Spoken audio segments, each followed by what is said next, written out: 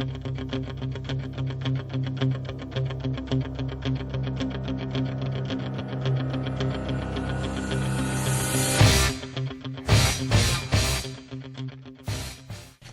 to Eye on the Tigers News. I'm Ashley Clement. Thanks for starting your week with us for the news we've been following. The Senate begins a rare open-ended debate on immigration and the fate of the Dreamer immigrants on Monday, and Republican senators say they'll introduce President Donald Trump's plan. Though his proposal has no chance of passage, Trump may be the most influential voice in the conversation. Democrats and some Republicans say they want to help the Dreamers, young immigrants who have lived in the U.S. illegally since they were children and have only temporarily been protected from deportation by an Obama-era program.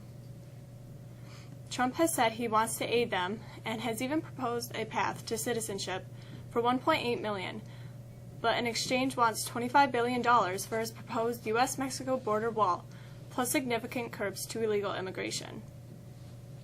No Senate deal is likely to see the light of day in the more conservative House without the president's blessing and promise to sell a compromise to his hardline base.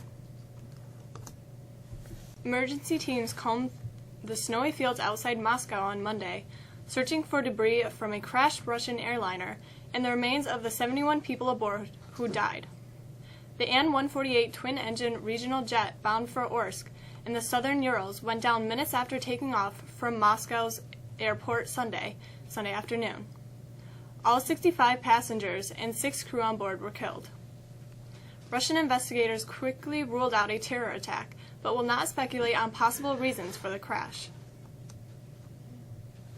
President Donald Trump on Monday will unveil his long-awaited infrastructure plan, a $1.5 trillion proposal that fulfills a number of campaign goals, but relies heavily on state and local governments to produce much of the funding.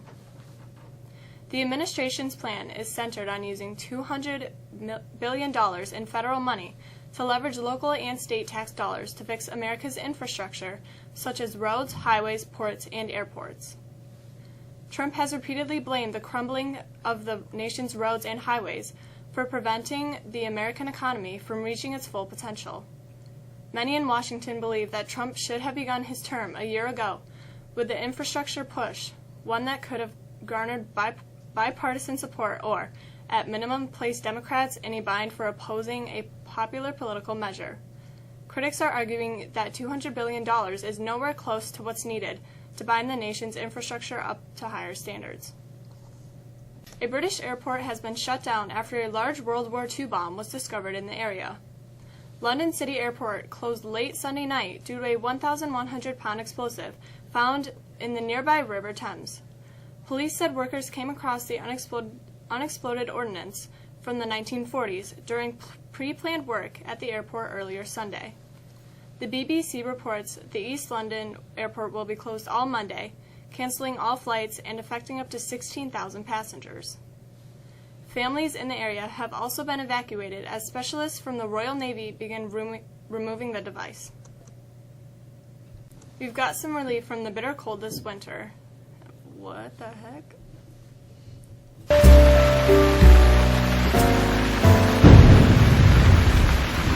We're in a much more moderate weather pattern right now that looks like it will continue for the rest of this week. After some late morning snow showers, clouds will remain through the day with high temps in the low 30s. Tonight we clear out a little and temperatures will plummet into the teens, but temperatures will rebound Tuesday into the upper 20s with partly sunny skies. Wednesday looks like the peak days of the week as winds shift slightly and come from the south. Warmer air rushes in during the day, raising our temperatures to near 50 degrees.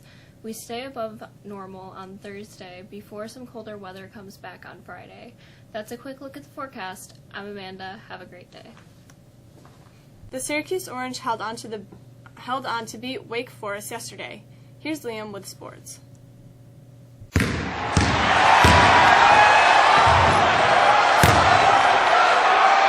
Tyus Battle did not have a solid game the first time SU met Wake Forest, and as a result, the Orange dropped the game on the road.